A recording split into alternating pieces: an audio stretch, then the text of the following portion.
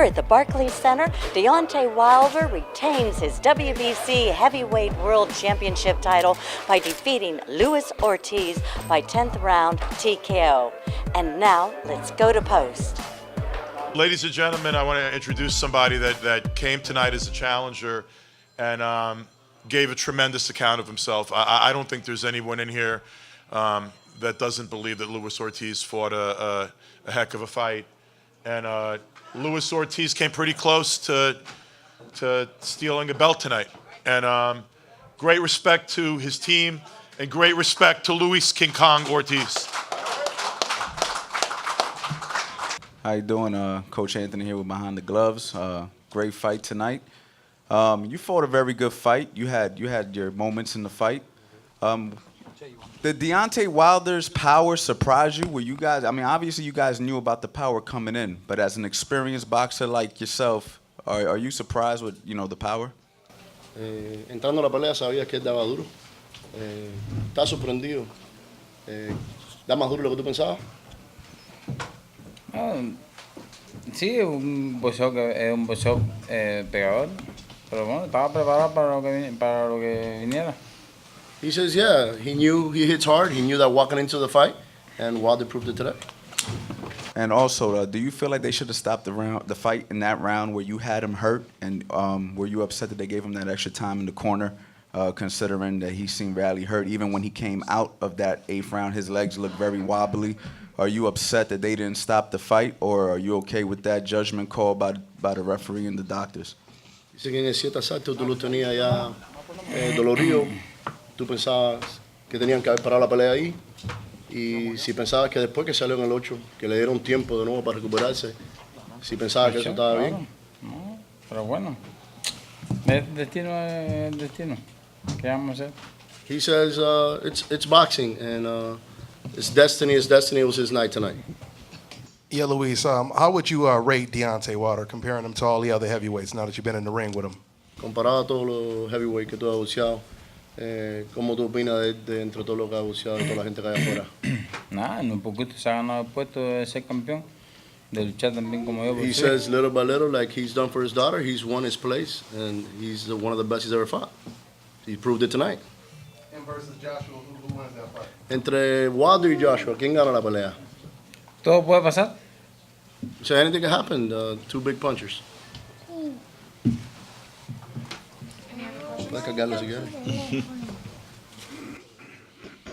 Luis, it looked like after you hurt Wilder, you threw all those punches, then you were a little bit gassed out, just a little bit tired, and that gave Deontay some time to recover. Did you want to throw more punches during some of those middle rounds, but you just didn't necessarily have the energy at the time? Después de 7 asaltos que tiraste tantos puñazos que lo tenías ahí, ¿tú crees que eso fue una de las razones que después bajaste un poco de poder tirar tantos puñazos y por eso se puso la pelea como se puso? Nada, todo boxeo. Yo vine preparado para 12, 13 asaltos, lo que hubiera. Un golpe decide cualquier pelea. Hay muchos vienen que no. He said he came ready to do 12, 13, 14 rounds, but a one-punch power that clips you when you're heavyweight, you can't do nothing about it. Any other questions? Just because we're pressed to go, as little girls have to go. They got to catch a 10 o'clock in the morning flight. Luis, congratulations on the spirited effort tonight. I think everyone in the arena was impressed with you. So question is, do you want an immediate rematch, and do you think Deontay will give you one? Todo el mundo está bien impresionado con hoy el boxeo que hiciste hoy. ¿Tú quieres pelear de nuevo rápido con Wilder? Y si tú crees que él te lo diera. Bueno, si de verdad tuviera aquí, piensa que me la merezco la decisión de ustedes. He says, yeah, he wants it and he thinks he deserves it, but it's up to Wilder. It was a great fight. Thank you. I just want to see for him, does he feel he could have finished off Wilder in those 2 rounds that he had him really hurt? The 7th and the 8th round. ¿Tú crees que si hubiese dejado un poquito más, ahora que si ves la pelea, lo puedes haber sacado ahí en el 7 y el 8? ¿O le quitaste un poquito el pie, tú crees? No, vine a hacer mi trabajo, con una persona como Wilder uno no puede ir a lo loco porque tú no sabes con qué te va a tirar. He says he came to do his job, and the problem is he could have done more, but with a person like Wilder, you can't just go crazy. And he thinks that's what happened, and he just got too comfortable. Yeah, he got too comfortable, and he just didn't respect him, and he got caught with a punch. Pero sí me gustaría una revancha. But yeah, he would like a rematch if the public wants it. He wants it. Y agora Wilder se merece. Claro. Hold on, he wants it. Let's say something for Wilder. No por gusto del hombre se ha mantenido ahí, ha luchado por su hija. Mi hija también tiene su problema y que Dios bendiga a su hija y que siga adelante. He says Wilder hasn't got there for nothing. He knows he has a sick little girl too, and he wants the best for him, and God bless him and his family. Thank you. What makes boxing such great theater, which makes boxing such great poetry, is it's the mano a mano, the man against man, the woman against woman, and the drama that's created when two people get in there, and all these external factors, and all these factors like its athletic ability, but it's also its desire and its ability to sustain punishment, its heart, it's how much, what your balls are like, what your self-confidence is like, all those, intangibles. And it's all those intangibles together that determine if someone's a great champion or not. And on a night where he probably, like I said, didn't have his most perfect night as a boxer, had a great night as a fighter, and had a great night as a person overcoming adversity to prove himself. Deontay never in that fight stopped believing in himself, even when he looked like he was out on his feet in the 7th round.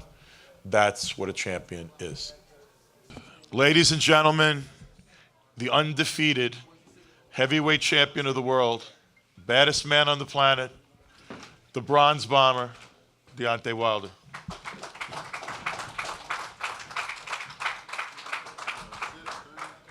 How you guys doing? Thank you for waiting so long for me. I know y'all guys ready to go home, but tonight was a magical night. I knew I was in for a fight. Luis Ortiz is the most technical fighter in the division. We already knew that with the Cuban background. And, when guys come and fight me, we know they're going to bring their best. We know they do things that we never seen them do. Look at this man. He was running. He was doing things that we never seen him do. But when you finna fight the king of the division, you better get yourself prepared. You better get yourself mentally ready, because I got a heart of a lion, man. And that's just what it is. I tell people all the time, I'd rather be the part than look the part, and I showed that tonight. It's not about weight. It's not how big a person is. It's not about all of different things that people, get so wrapped up in their mind about boxing. Boxing is a beautiful sport. It's a sweet science to this, and it's all about who got the bigger heart. And tonight I showed I had the bigger heart, and I solidified myself at the top as the baddest man on the planet, And,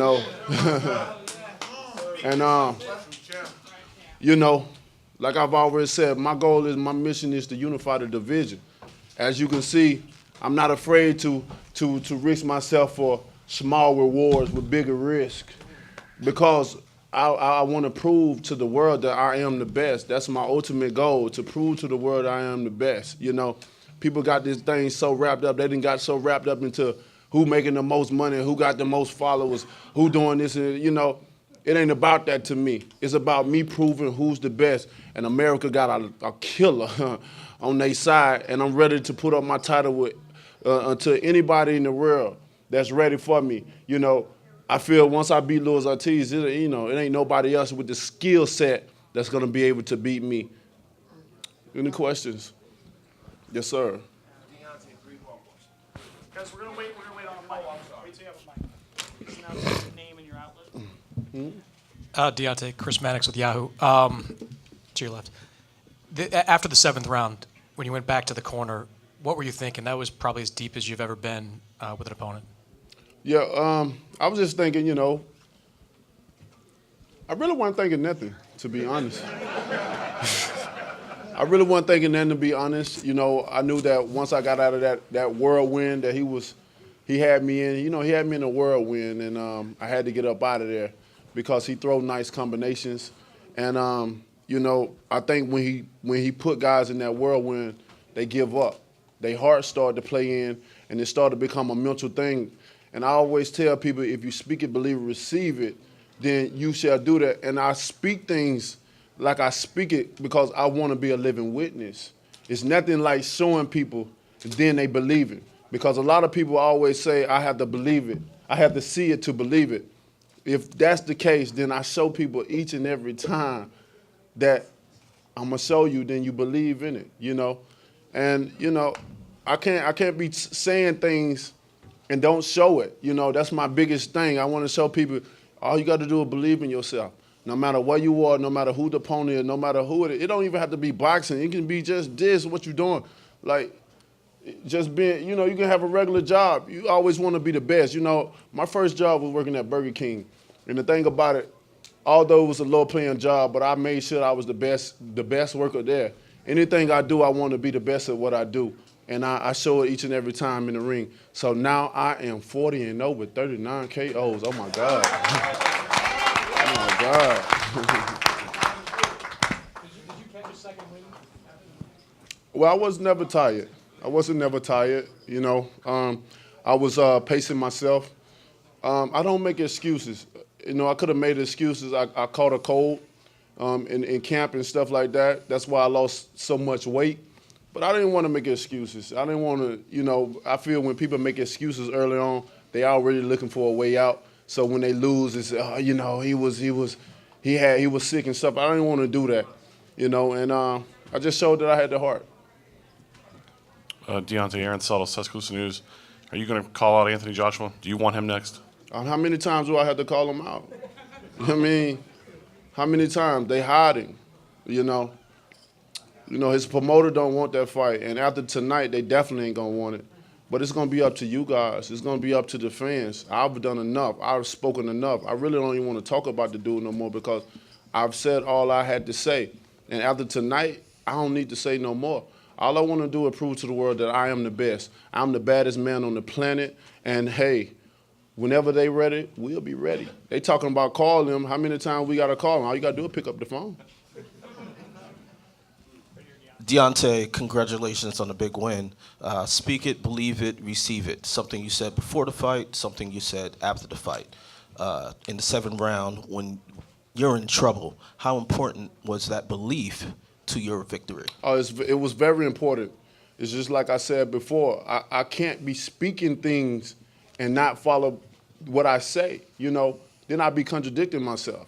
And then how could people believe in anything that I put out there if I don't do it, if I don't follow behind what I say, you know?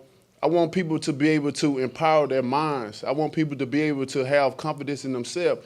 You don't need a room full of people to believe in you. All you need is yourself. All you need is yourself. You don't have to have a lot of people, you know, because most of the time people will let you down. Human will let you down, you know, especially when you have family or friends or whatever. Most people are happy for you until you get to a certain point in your life, or when you start doing better than them, and then that's when that support, that's when that hate started to come in. But if you believe in yourself, you ain't got to worry about that. You know, you'll tell the difference between who's for you, who's not, and that's when you can take that leap of faith and say, you know what, I know you ain't for me, you know, and you just go forward with that. You know, we too worried about what people may think of us. We too worried about what people may say about us. You know, it's not about that. I always say if you took 6 months to worry about, you took 6 months to worry about yourself and 6 months to stay out of other folks' business, shit, a whole year that went by, you done focused on yourself. Look how far you can make it. And quick follow-up. Last fight, 50 Cent walked you to the ring. This time, Lil Ken. How did you and the Queen Bee get in contact for that to happen? Well, you know, again, my brother Manu Jones, man. You know, everybody called my brother now. That's how I built a relationship with these other peoples, you know, which was a beautiful thing because I feel everything I do now is going to make history. You know, and I made history with her tonight because it's never been a fighter to bring a female out. And I think she did a great job for what she did.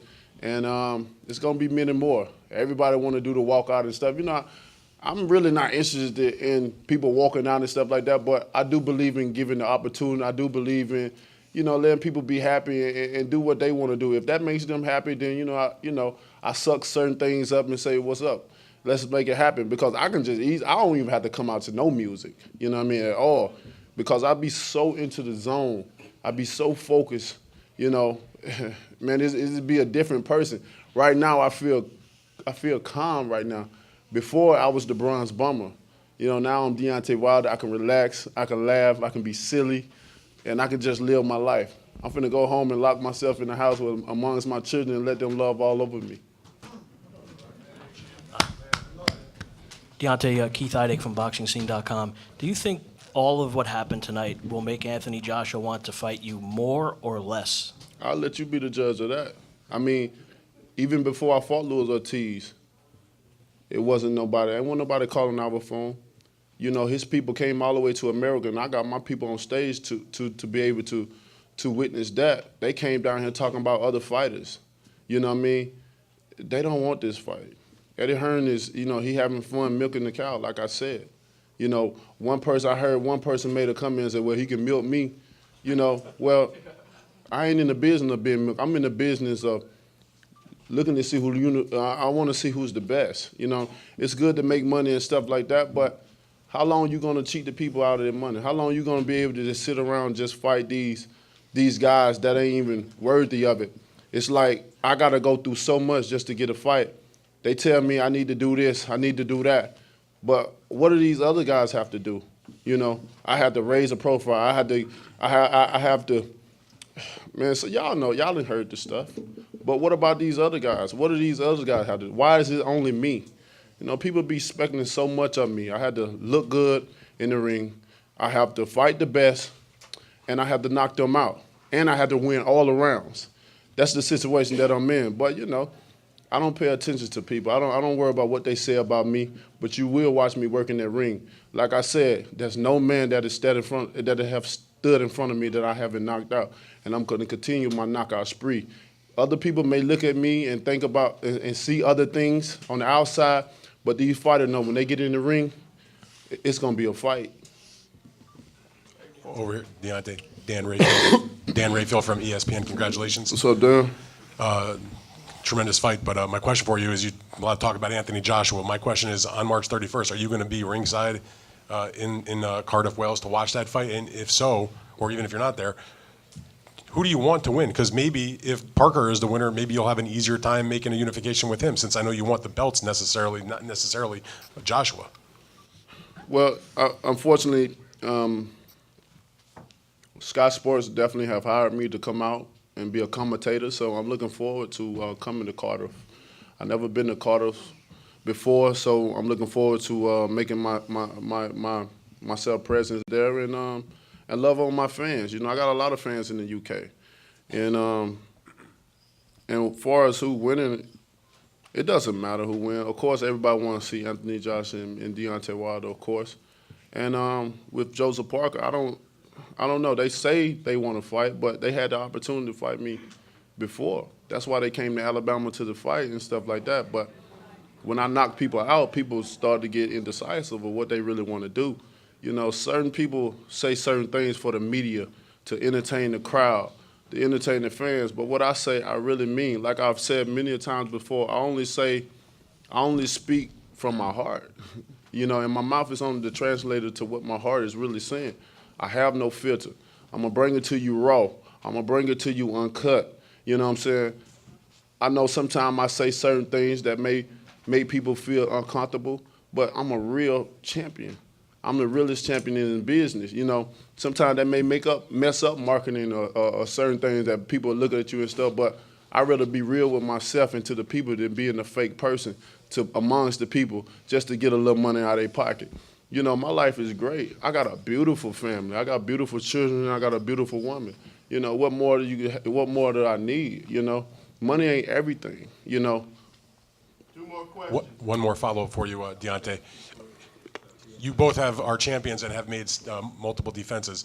Your biggest win, obviously, was tonight against Ortiz by knockout. He's got the big win against Vladimir Klitschko that stands above all of his other victories. Which do you think is the bigger win to the public? You knocking out King Kong or him knocking out a big name like Vladimir Klitschko? I think me knocking out King Kong. You know, King Kong is undefeated. Vladimir was, you know, he'd been beat many times, and when he fought Joshua, he was already beaten. He wasn't a king. He was already dethroned. You know, we know that. He was coming off almost a 2-year layoff, you know, and really Joshua didn't win that fight. You know, Vladimir lost. You know, he lost that fight. He had 3 opportunities to get that guy out of there. But, you know, he made the wrong decisions at the wrong time, and it cost him, you know. But if you're looking at a guy, you're looking at the same fighter maybe a year or 2 years ago that knew how to finish a fighter, then we wouldn't even be talking about this. You know, they still on their high horse about that win. But how can you really be on your high horse when somebody else already dethroned them, you know? And we already know who did that in Tyson Fury. So, you know, they can celebrate that for only for so long. And I feel that with Ortiz, he got the better skills. He's definitely motivated to prove himself in this division. That's why it took him so long to get world title. Nobody wanted to fight this guy. Everybody ducked this guy. No, you know, you got promoters signing this man just to keep him away from fighters. Now, we see it. It's just, I mean, enough of the bullshit. I'm sorry about the language, but it's just, like I said, I don't have a filter. I'm the realest, you know. Once I unify the division, they can have all their belts back. I just want to prove a point to myself and to the world that I am the best in the world. Final question.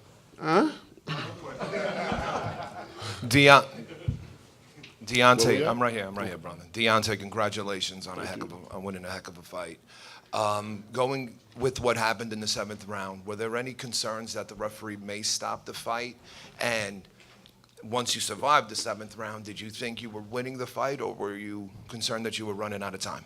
No, I didn't think the ref was going to stop the fight. I mean, when you got a contender and a champion, you let the fight continue. You know what I'm saying? You let people get their money worth. And I think the referee did a wonderful job that night. You know, I wasn't hurt. I was in a whirlwind. You know, I never thought Ortiz had power. I said that before. You know, he had me in that whirlwind. I was trying to get out of that tornado. You know what I mean? I mean, he put a lot of punches, combination together well, you know. And I told Ortiz that he's never been in a fight with a fighter like me, so confident, with a natural killer instinct, with a mindset like mine. You know, I control my mind, you know. My mind is so strong. That's what meditation comes from. You know, it's a powerful exercise, exercising your mind. Like I said, I've fought him 100 times in my mind through meditations, So, you know, getting in that just proved, I'm glad I got into that situation because I showed people a lot that I can take a punch, that I can, you know, overcome adversity, you know, and now what else to be said? What you gonna keep saying that I'm sloppy, I'm windmilling, or whatever? What else you gonna be saying, man? At the end of the day, styles make fights, and my style is what it is. I continue to prove to the people that I'm gonna continue to win. I'm gonna continue to knock these guys out with the style that I have. So people just gonna have to deal with what I got and just love on me as I love for you guys and entertain you guys and give you some of the best fights. Like I said, I took a stand and took a great risk with a small reward just to show you guys that I am the best, you know, because I consider Luis Ortiz the best. And it was an honor to get in the ring with him. You know, like I said before, I wanted to give him that second opportunity because he had a daughter with a disability as well as my daughter with a disability. And I know how that feels to have, as a father, to have children that we love so much with a disability. So no matter what it was, I wanted to give him the opportunity so he can be able to support his family. Win, lose, or draw, man. You know, it was an amazing night. I respect him. I hope he still become prosperous in his career and still don't give up, no matter what the age is, because we'll probably never know. But I wish him the best, though. I really do. He's a great guy. And sometime in boxing, we have to transform into this killer. You know, as you can see, I don't know. It's just, in boxing, when it's time to fight, I'm the bronze bomber. That's serious. Like, I don't care about nothing. I really try to hurt my guys, but then when it's over, I can love on my guys. I can show sportsmanship. You know, I can hug them and kiss them and say, great job, man. I appreciate you, King, and go on to the next one. That's what this sport all about. This is a beautiful sport. It'll never die. It'll be around for a long time, man, especially due to the support of you guys. Thank you guys for coming out. Thank you guys for supporting this card. It was a wonderful card, man. I think everybody got their money's worth tonight. Thank you, guys. Bless you. Shelly Fingers, everyone. What I want to address and try and put to bed once and for all is this Joshua fallacy. The fallacy is that Deontay, in some fashion, is avoiding Joshua. I have a letter here that is dated November 29th. It was the evening of the day that I met with Eddie Hearn's father, Barry Hearn.